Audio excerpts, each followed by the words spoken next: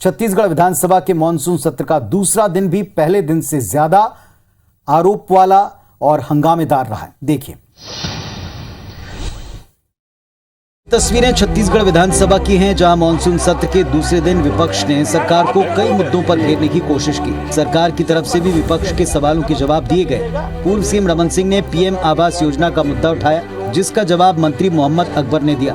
प्रदेश के वर्तमान सरकार के कार्यकाल में बेघर लोगों के लिए एक भी आवास नहीं बनाया जा सका। जब हमने प्रक्रिया प्रारंभ की, बैंक ने इंटरेस्ट दिखाया, उसके बाद रिजर्व बैंक ऑफ इंडिया की तरफ से अड़ंगा लगा। अब भारत सरकार की तरफ से इस प्रकार का अड़ंगा लगेगा तो कैसे बनेगा। इसी तरह नेता प्रतिपक्ष धर्मलाल कौशिक ने कानून व्यवस्था का, विधायक केशव चंद्रा ने खाद की कमी का मुद्दा उठाया, तो विधायक रजनीश सिंह ने दवा खरीद के मामले में सवाल पूछा। वहीं बीजेपी एमएलए नारायण चंदेल नकली शराब बिकने पर सरकार को घेरते नजर आए, तो आबकारी मंत्री कवासी लखमा ने उसका जवाब कुछ इस अंदाज में दिया।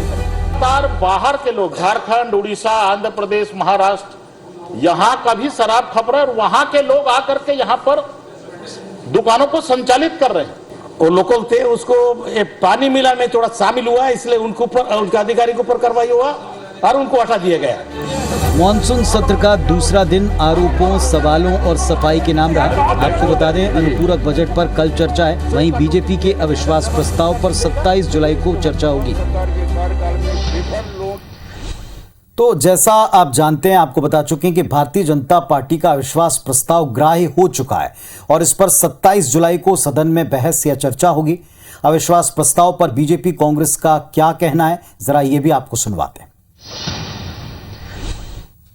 निश्चित रूप से ये 4.25 साल में पूरा अपना विश्वास खो चुकी है।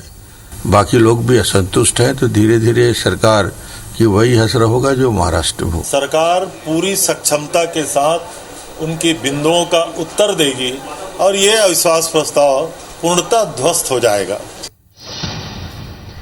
तो आप देख चुके हैं कि छत्तीसगढ़ विधानसभा में सत्र के दूसरे दिन क्या हुआ, बाहर कैसे बयान दिए गए, ये भी देख लीजिए और सुन लीजिए कि असली सवाल बीजेपी के अविश्वास प्रस्ताव का है और इसी से जुड़े कुछ बड़े अहम तथ्य हैं जो आपको जरूर जान लेने चाहिए। डिकोड करते हैं।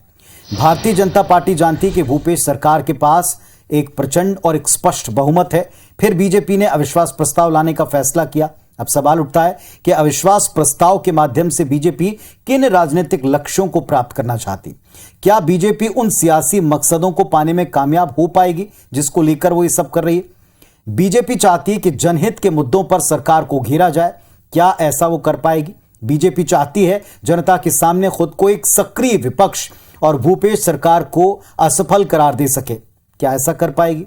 वैसे बीजेपी अब सदन के साथ साथ सड़क पर सियासी संग्राम करने वाली है, जिसका क्या नतीजा निकलेगा ये 1.5 साल बाद पता चलेगा। एक बात कि इस पूरे मामले पर सत्ता पक्ष भी ये जता चुका है कि वो भागेगा नहीं, जवाब देगा।